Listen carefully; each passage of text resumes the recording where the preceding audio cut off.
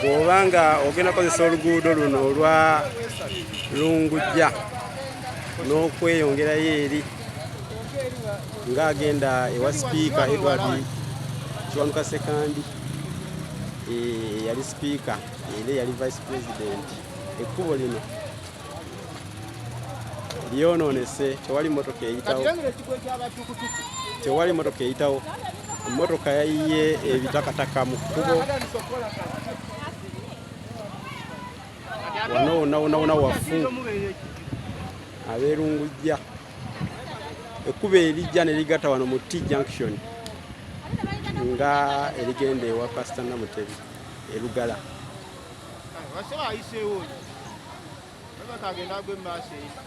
Ettaka yaliyiye mu kkubo ate emmotoka n'amala n'agikuba mu luwonko.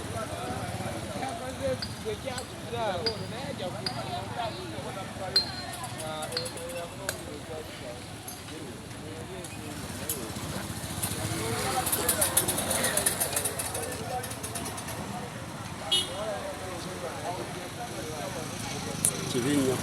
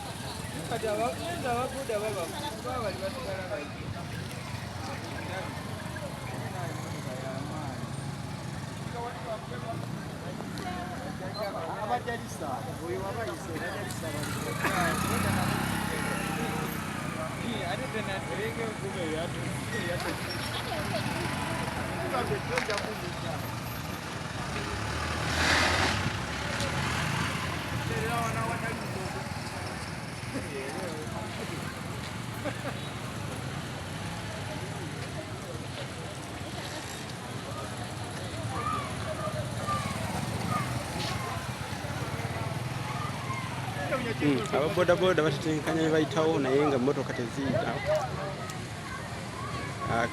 Kano kaziri bano nga Gabugala ku Luyanga, oba kiziri bano nga Gonja Omwokere mu Ssasa.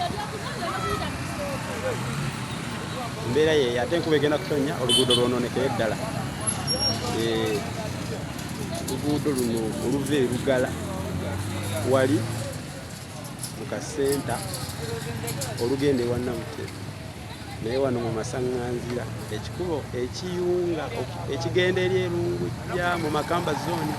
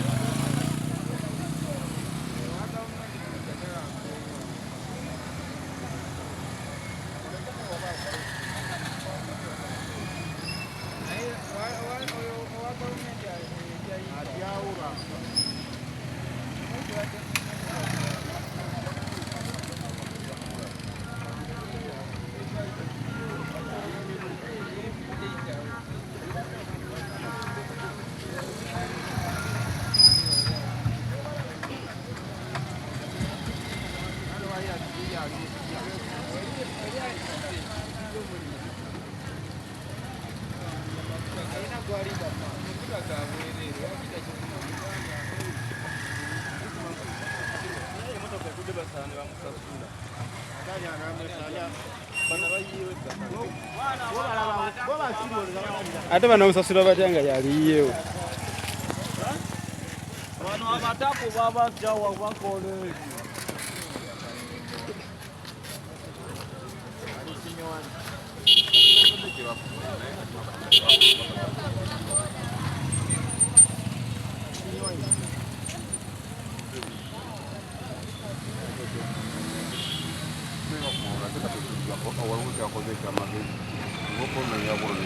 ate bamugambye togenda mu luwonka, bamugambye ayimirire ate nasigala nga agenda olw'empaka.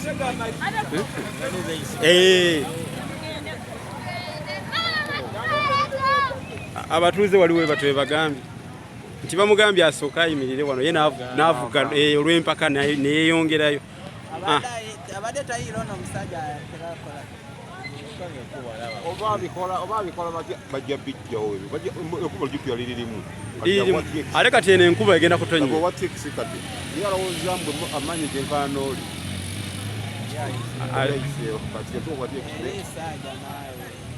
Naye agikubewo ekigo olabe. Oba nagigalamizza ali mu lugendo lugenda kukoleetera ddala kubo kubanga terijjakola. Anti bw'eremerawo era kituufu. Ate kati ekiziba zigenda kudda.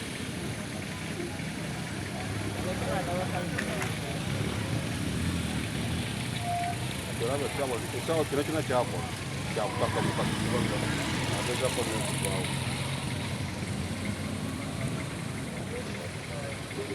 Kano katuubagiro ng'azina n'ow'enkufu. Kati watakisi agenda yitawo, agenda kudda ku bypass. Nedi alina okukola kuddayo oli tewali ddala.